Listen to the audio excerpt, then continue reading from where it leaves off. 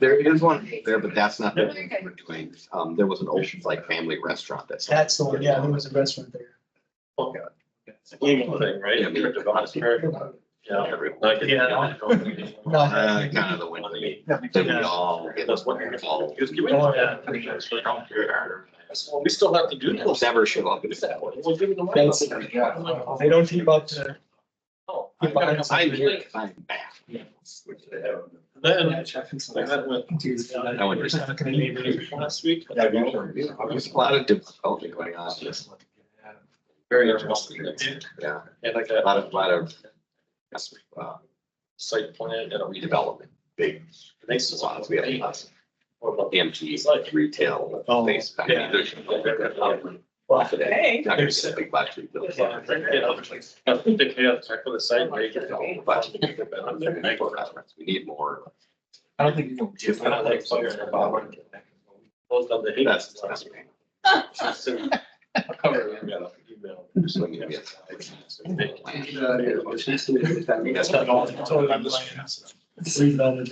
Yeah, yeah, big stuff that's. Yeah, no, he's all. Big. So your, signals, I gotta get these guys. So we can Where get they on sign other things. I have no idea. So. I've had. Just on the west end. Is that good? Take a look west. And their budget was so expensive. I mean, it's like. Yeah, no problem. I don't know. A good thing. Yourself. Conservative all the way on.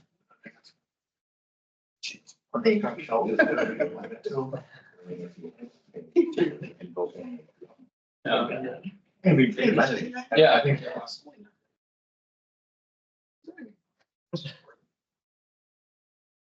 Yeah, I'm not out there, so I don't know. Why don't you move in?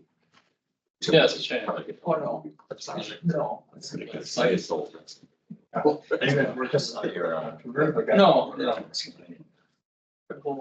no. Nobody was at the meeting at one. You got a lot more, you got, when do they get? Joe had already reached out like. That's Kat's name. We leave with our recommendation. And then. It doesn't even say that. Yeah. Well, we honestly, it's such a cool document. You know, it's- I don't know. We saw it out 3 hours. Yeah. And then I'm in food. Wait, didn't you go on a vacation or something last month?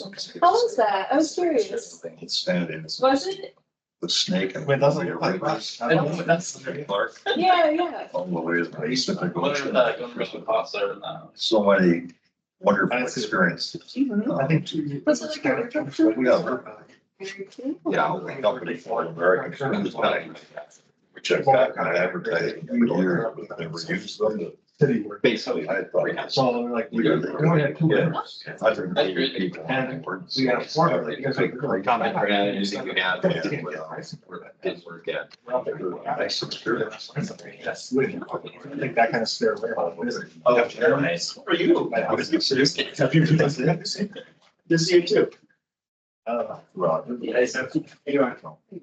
No, I've been. I'm saying it's important. Sorry about that.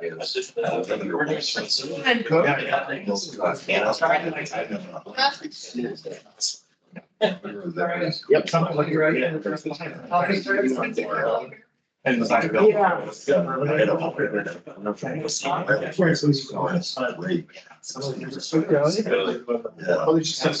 I got it.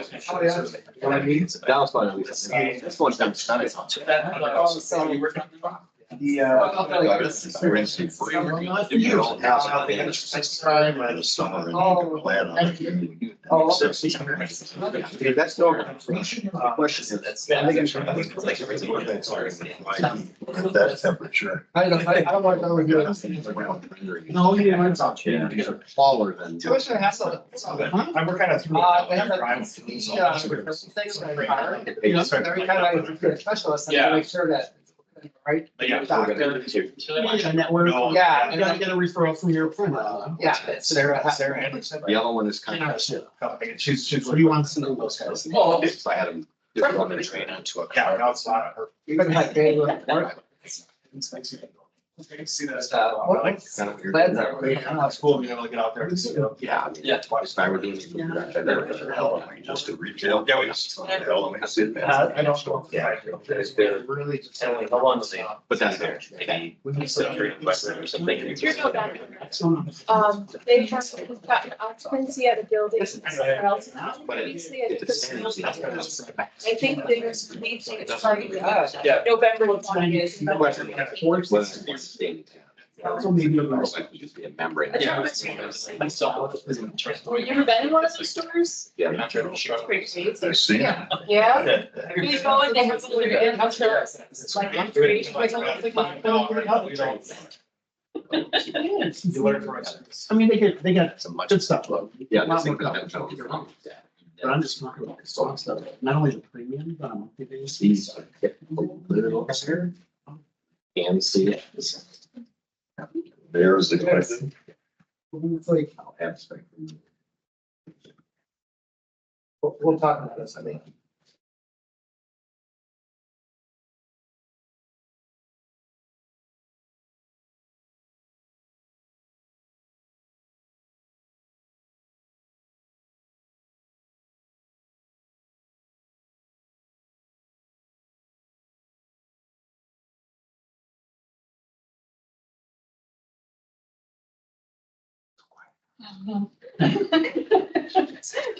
Yeah.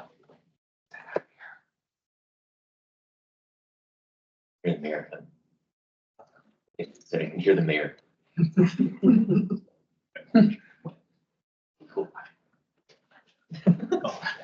Guess what?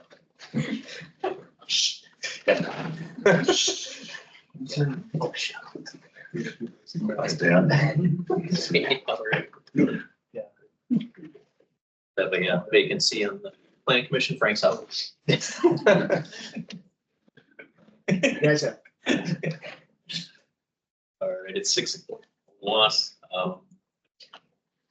We'll call the meeting to order and I will ask staff to take your. Thanks, Mayor. Mayor Devine. Here. Wayne Clark. Yes. Eric Torkelson. Here. Brian Freddie. Here. Lisa Coons. Here. Kathleen Dagenhart. Here. David Roshka. Here. Brian Reinke. Here. Jessica Katzenmeyer. Here. Full house. All right, let's go to item C, approval of minutes from our July 24th meeting. Second. Motion and a second. Are there any changes, corrections, adjustments? Hearing none, all in favor? Aye. Opposed, the minutes are approved. Item D, you'll take up items 2A and 2B and I'll turn it over to staff. Thank you, Mayor. This is for a certified survey map for North Shore Bank, conditional use permit, and the site landscaping architectural plan review. Previously, earlier in the year, North Shore Bank came before us for a new branch location. On top of that existing branch location, they're moving out of this existing building towards this corner of the parking lot. Right now, the property is zoned C3. It's permitted by a neighborhood service use, but conditional use is required for the accessory drive-through utilized for the bank. The lot will be divided into two different lots via CSM. The proposed hours for the bank are an 24/7 ATM. Video tellers, also known as ITM, are Monday through Friday, 8 a.m. to 7 p.m., Saturday, 8 a.m. to 5 p.m., Sunday, 10 a.m. to 4 p.m. And then the branch itself is open for 9 to 5 p.m. Monday through Thursday, and then open Friday and Saturday as well. The current parcel is 0.77 acres. They're proposing to divide that parcel into two different parcels just because two principal buildings cannot exist on the same lot. This is the site of the proposed building on that western parcel, and then on the east parcel is that existing 3-story office building. All buildings and both lots conform to the zoning requirements of the C3 district. Looking at the site plan, this is similar to what was submitted in earlier this year. No changes to that existing building on the site. They're proposing that branch location on that north west corner of Wildwood and National Avenue. 26 stalls are shown on that site, reducing it from the 38 that are existing right now. Access is proposed via off of a public alley on Wildwood Drive, And additionally, access is proposed off of a modified access on National Avenue. More about this access later. It was mentioned in the staff report. Within that parking lot, there is an ITM lane, ATM lane underneath these canopies, a pedestrian walkway towards National Avenue, and then a trash enclosure and transformer, which is enclosed and screened on the rear southwest corner of the site. As you may know, in 2026, National Avenue was proposed to be reconstructed. This came kind of late in the project and is slightly altering some things. There's no longer going to be access off of National Avenue into Wildwood. This median will be closed due to traffic safety concerns. We met with the engineering team and North Shore Bank consultants on allowing the proposed driveway to exist. Previously, it was going to be removed as part of the reconstruction plans, but we met with the engineering team and R.A. Smith, the engineering consultant group, and they are allowing for the driveway on National Avenue to exist. This is subject to technical review by the engineering team to ensure that traffic safety exists, but this access will remain rather than being closed if there was any confusion within the staff report. Engineering also wants to look at reviewing a restriction of vehicles from exiting onto National Avenue and then turning left onto Cleveland Avenue. So that's something that they're going to look at and subject to technical review by the engineering department. I'm looking at the landscaping plan. They have a variety of different landscaping along that entire site. Wrapping around the entire site is a mix of perennials, shrubs, and grasses. Landscaping is located in the islands as well, and it's screening the trash enclosure and transformers. If there are any street trees modified by the landscaping plan as the project progresses with the National Avenue reconstruction, Forestry just wants to ensure that the trees will survive and they'll be maintained. I'm looking at the architectural plan. This matches the existing North Shore Bank locations that have popped up throughout the Milwaukee Metro. They're in higher quality exterior materials showing cast stone primarily, along with metal wall paneling. There's an abundance of glazing shown on that front side facing National Avenue. This is the west, north, and east facades. This would be primarily visible by the public. And it'll directly look into the bank itself, providing some visual interest. There are matching ITM canopies to complement the proposed building. This utilizes the same cast stone.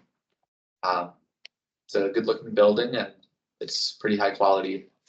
Here's a rendering of the proposed building. With that being said, the design review guidelines, they're all met by this project, and it's overall just a high quality project that meets our intentions for design review. We do have quite a bit of conditions, pretty standard.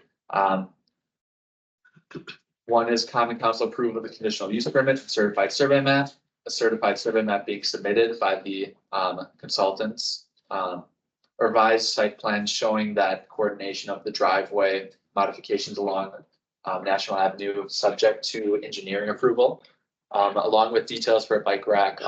One bike rack will be required for this property with additional details in the zoning code. Compliance with that city's forestry standards again, and then standard street excavation permit being pulled, along with signage plans being reviewed. With that being said, we have a recommendation for approval. Thank you. Thanks for the presentation. Do we have a question? I move approval. Motion a second. Any discussion or questions? Okay, hearing none, all in favor, please say aye. Aye. Anyone opposed? I said the motion carries. Thank you. Then we'll move on to items, that was A, B, and C, correct? Yeah, so then we'll move on to 3A and B. Thank you, Mayor. So I'm introducing a conditional use permit application and site landscape and architecture review for Angelo's Little Angels. So just a brief overview. The location of this proposed use is going to be 1112 South 60th Street. The current zoning maintains a C3 status, so community commercial, with the previous use being artistic clay products. The proposed use of this specific building is for a group child care center. The building occupancy is the proposed owner is going to occupy the entire building.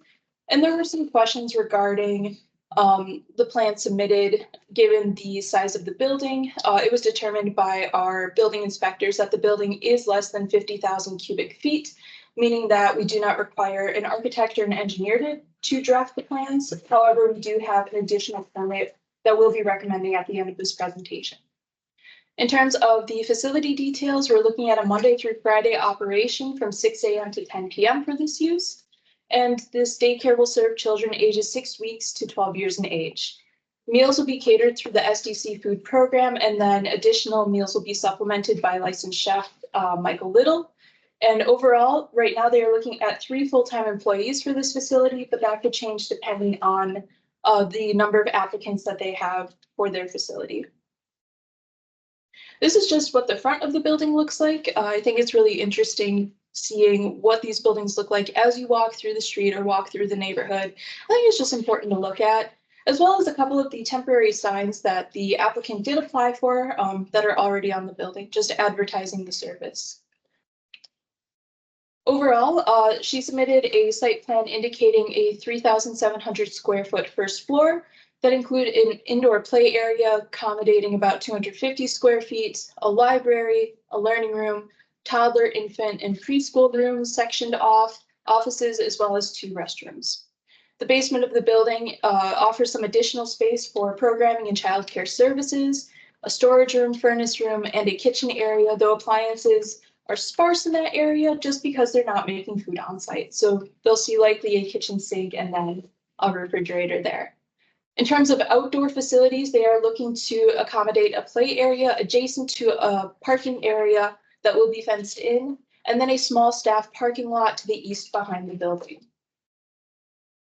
This is what our applicant submitted for her first floor plan. So you can see here that the different rooms are going to be sectioned off by 4-foot-high dividers, accommodating all those little different uses within there. And that is the site plan she submitted for that first floor. Looking to the basement, that's going to be the general layout of the basement floor.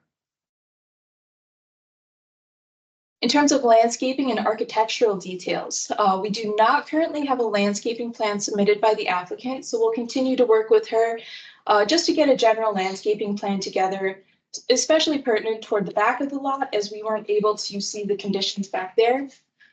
In terms of the building's exterior, she proposes no exterior renovations, and to note, no interior renovations either. To the left of the building, there is this driveway I have pictured right here, which is 8.3 feet wide, and that's going to be the place for pickup and drop-off operations. It was noted by one of our city engineers that this is a somewhat small access way, only permitting likely 1 vehicle at a time. In terms of fencing on the site, there is an existing 5-foot-high chain link fence along the back of the lot, as well as some proposed additional fencing to extend and enclose that play area from the parking lot. In terms of signage, Angela has already submitted a temporary sign plan with permanent signage and a lighting plan pending submission. And here is just the site plan she submitted for the outdoor areas in relation to the building itself and the driveway. For our recommendation, we do recommend approval for the conditional use permit subject to the following conditions. So we'd really like to have our applicant confirm the existing and proposed landscaping and screening efforts through the submission of a detailed landscaping plan, as well as just the location of her refuse container, as well as a 4-sided screening detail being shown on the site plan. In addition to this, we would like the applicant to propose a signage and lighting plan subject to planning design review. And lastly, that condition I said that we'd wrap around back to, we would like for the applicant to apply for a change of use submittal to be reviewed and approved by the Code Enforcement Department. So that was just outlined by Robert Woodard, one of our code enforcement inspectors, who stated that because of the size of the building, she does not need to have those engineer or architecturally drawn plans, but rather just apply for that change of use. So we can see what's different within the context of the building and how that lines up with the proposed use of the site. Thank you. Thank you. Questions? Yeah, I just had a Go ahead, question. Eric. Is there gonna be any like security cameras put on site for this? We building? did not get a security camera plan, though we did get like her fire alarm systems indicated through the building. I'm not sure if that is typically a requirement for a daycare use or if that's common. I believe for the Department of Children and Families, I think it's a state requirement. Okay. That might not be within the city, just because all of our daycare uses are linked to the state code, so. I assume that, but we can confirm that with the applicant too. Okay. And then just one other thing, when I was going over the staff report, I noticed that, there was a comment about that the meals will be through a social development commission. Yes. So does that mean that there are then income limitations on like with the children going there? Is it open to anybody with any? The applicant didn't mention any income specific requirements for attending her proposed use. She didn't mention that, and I'm not honestly the most familiar with the SDC program. Oh. Hello, this is the applicant. Oh,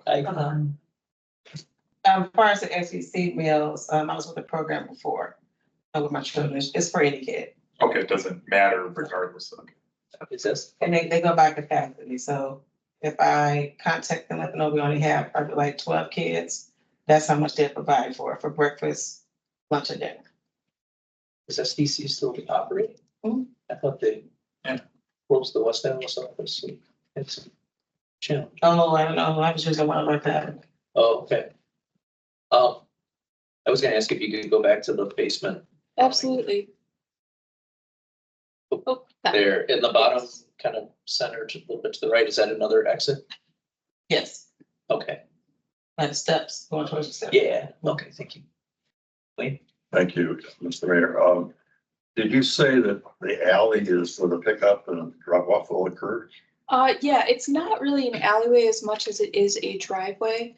That is the look of it back there. There's like a small lot right at the very end of the driveway and then like a little grassy area to the right of that.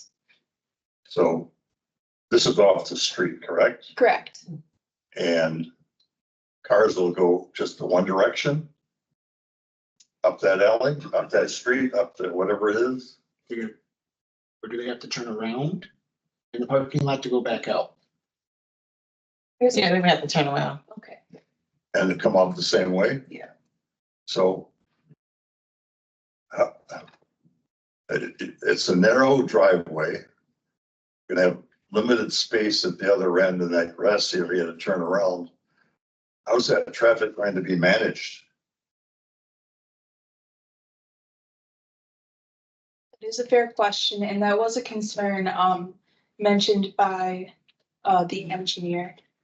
I don't know what traffic is like on 60th Street, so I can't attest to that, whether pickup or drop off. But the drop off can be also on the front area too, because there's a door right there, so it doesn't, has to be the driveway part, they can drop up the front entrance too as well. Is there parking on 60th? Yes. Another building? And 60th is a busy street. It's Depending on the time of day, yeah. But Greenfield and Newby Street, we have the same thing right on Greenfield, so I don't necessarily foresee that. But I think my biggest issue was where they were gonna get dropped off or when they can get, because if they're going all the way in the back, and coming out, that probably wouldn't work, but if you have it like maybe And where's that alley? section off, saying drop off 5 minutes, whatever, out you go, in and out, in and out, in and out. Right. I mean, That would be more feasible, right? It's the same set, like you said, on Greenfield, because I'm on 94th, but trying to think, what is it? 5 minutes. It's right before the freeway. There's a baker. 99th Street. Yeah, and everybody pulls up and drops off on Greenfield, in the parking. Right there. Laying there, and it's fine, I drive by every morning. And we live in area. Oh, an aerial, yes. How many vehicles do you expect to be in that driveway at one time? And how many pickups and drop-offs are occurring at one time? It should just be one drop off at one time. Cause we also have referral buses, like some kids might get dropped off from school, off the bus, but that would be in the front area.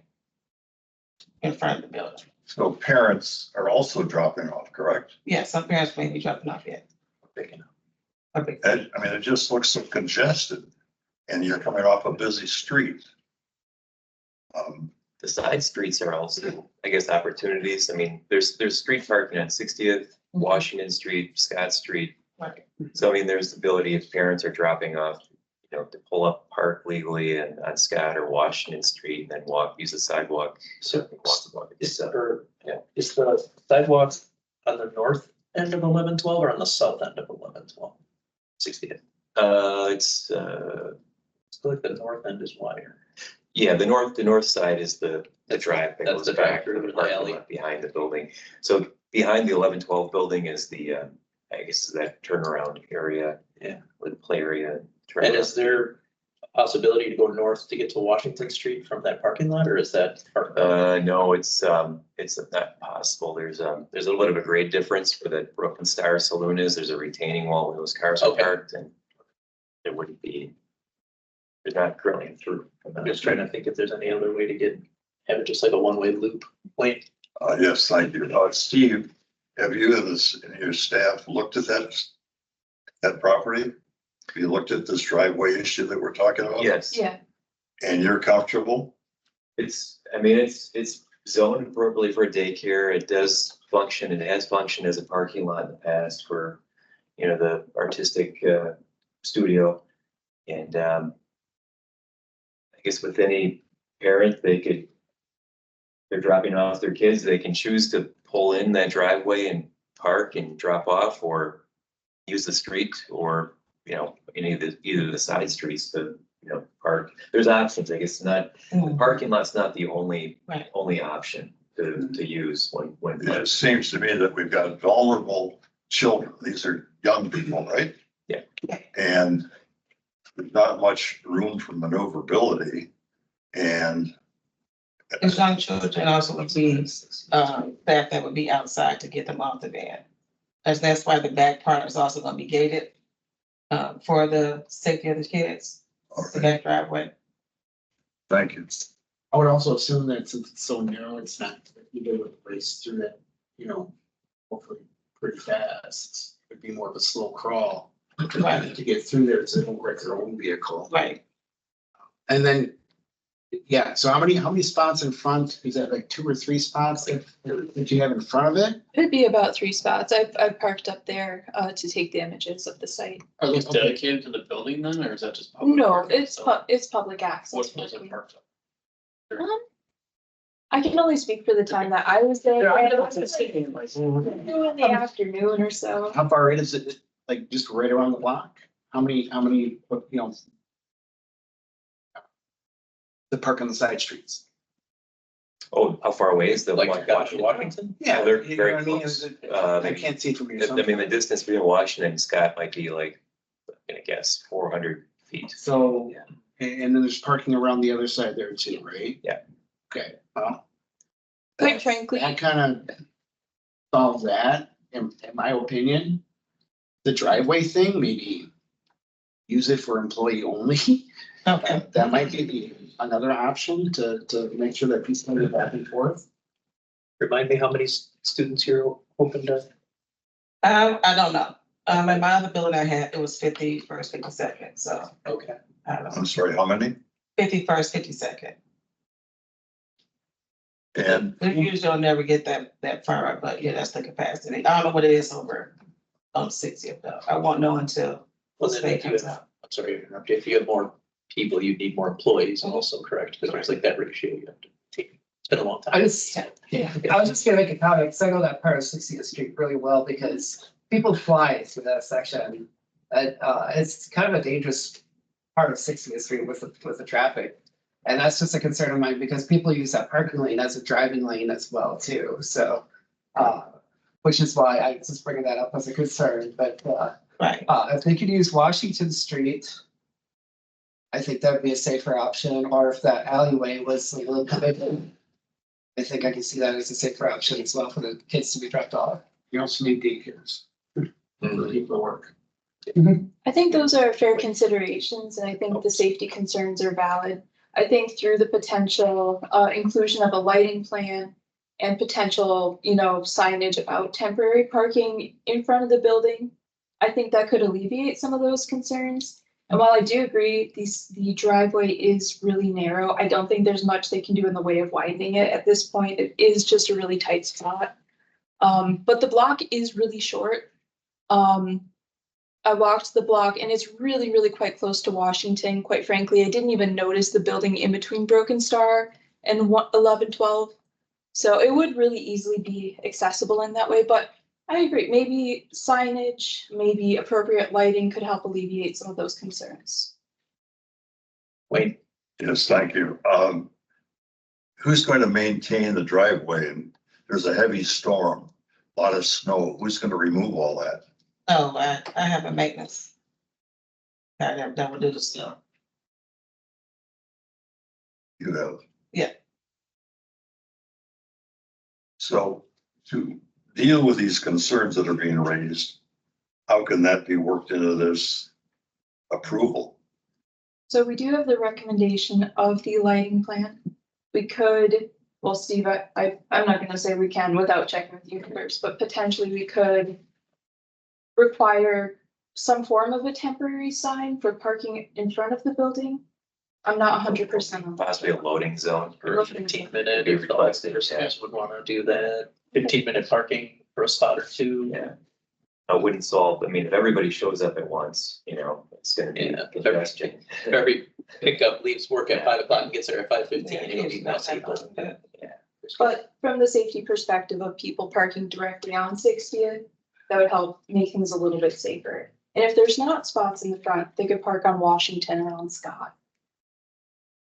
I think as parents will get comfortable to how it operates, they'll build their routines. At least that's what I remember.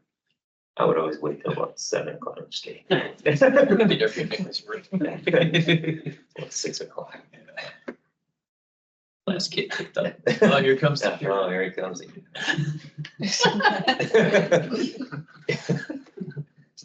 Oh, can you go back to that photo one more time?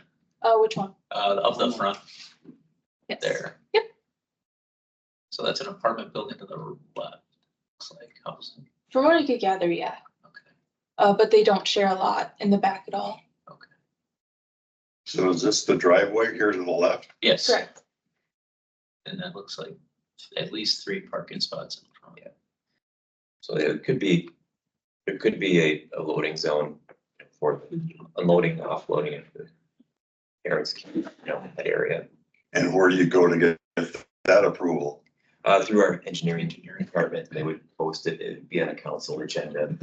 So could we incorporate that in this process? Yes. So if the older people want it. Yeah. Yeah. At least share our concerns. Yeah. And there'll be lighting on the outside is what we're talking about for the lighting plan, like. Right, that is what we're looking to see, just because in my mind, the hours of operation extend, till 10 PM. I'm thinking of winter when it gets dark at 5, 6 o'clock. It would be appropriate, given the context, Yep. so. Well, I have concerns about approval. Second. Okay, we have a motion, we have a second. Are there any other discussion points, questions? If not, all in favor, please say aye. Aye. Anybody opposed? Ayes have it. Congratulations Thank you. Thank you, everyone. and good luck. Thank you. Our next step is one common council. What date did we have? I think we're 17th. looking at the 17th for common council. Okay, Okay? thank you. Yeah, call me if you need it. Okay. All right, move on to item 4, Spirit Halloween. All right. First step. Yeah, so we're just looking at a pretty simple, straightforward sign appeal for Spirit of Halloween. They recently submitted a signage proposal to us for 2 signs, a larger and a smaller sign. The smaller of the signs is about 16 square feet and the larger occupies 112 square feet. However, this sign was previously approved. The location of the site is 6731 West Greenfield Avenue. So if you're familiar with the Pick and Save there, it's just one of those ancillary buildings to the north of that. The proposed use for that building generally is general retail, so appropriate for a spirit of Halloween. And then the building size itself is 17,700 square feet. In terms of conformity, this is why we are bringing this sign to you folks to review today. The sign exceeds our 32 square foot limit for temporary signage. So they did apply for a temporary sign and a temporary occupancy of the building. In terms of the precedent for why we think it may be allowed, the larger sign was previously approved at a different location, 11135 West National Avenue. The sign is the exact same. The building location is just moving. So here's just a brief site plan here of what that would look like. And that was what they submitted to us for what the sign would look like on the building. For a recommendation, we did speak with building inspections, Dan Adamczyk, to get his perspective on the matter as well.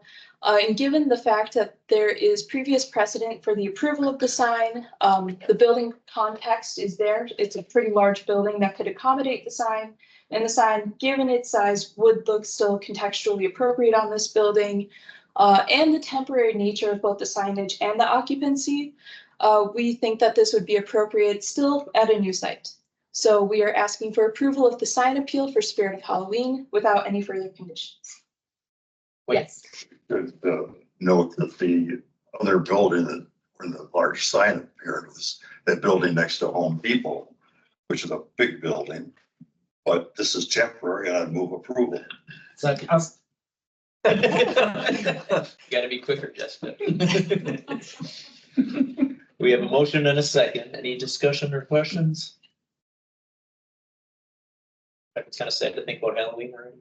yeah. All in favor? Aye. Opposed? Ayes have it, motion carries. So we'll move on to item 5. Thank you, Mayor. Flood control. Steve, you were allocated a 20-minute meeting and you've already exceeded this. Staff is recommending approval of item number 5. Option 1 is our preferred option. So if there are any questions, I mean, this is a little bit more complicated ordinance that I've dealt with. But I mean, we currently, the city maintains a floodplain ordinance in chapter 12.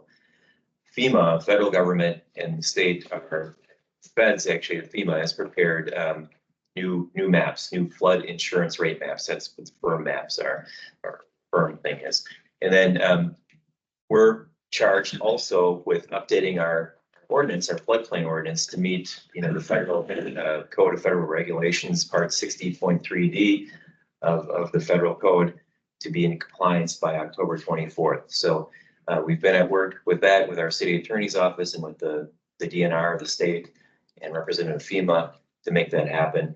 They've prepared a model ordinance for us, which we're currently taking a look at with our city attorney's office and making some a little more simplicity, hopefully, to it. It's the model ordinance that the state gave us is very wordy and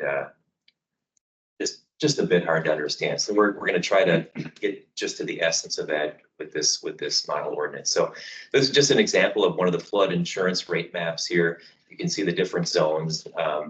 This area here with the sort of blue and red hatch, that's the actual floodway. So the actual creek, in this case, the southern branch of the Underwood Creek area is actually high, or in this area here where it's deemed to be flooding. This is actually Greenfield Park here, Greenfield Avenue. So nothing can get built within this area.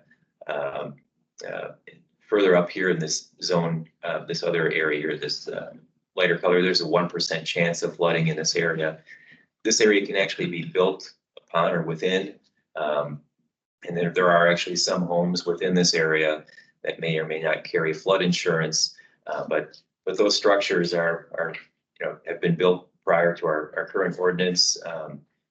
Can certainly be people can continue to live there, but in our floodplain ordinance actually covers that, and you can make repairs, you can do certain maintenance to buildings within this area. However, if it exceeds 50% of the value of the home over the, the current equalized value, over the lifetime of repairs, and, you run into an issue where you can't go any further, and it has to either be brought into a conforming status, or you just can't, you can't make repairs. And that puts property owners in a little bit of predicament. So the new floodplain ordinance, and these, just, I guess before I'll get into what the new one says, but these are just the flood insurance rate maps. They'll go into effect on October 24th. They're being renumbered a little bit. So we've got the different areas, the firm panels here, they call them. The ones in West Dallas are part of 64, and then 68, 69, 88, part of 151, 132, 131, and then a small part of 27, 127.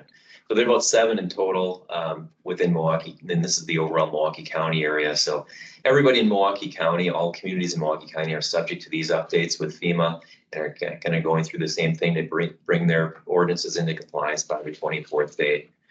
So we're in that same boat. Taking a closer look at West Dallas, this is just showing an example of the flood insurance rate map panel. This is that section of the sliver here. It sort of straddles Waukesha County, New Berlin here, with this small part of West Dallas here. And you can see the Underwood Creek Parkway, coming down here. This is the actual creek, the floodway district. Nothing is built within that area, and nothing happens to be built within this other 1% chance area here either. It just happens to be county land in this area.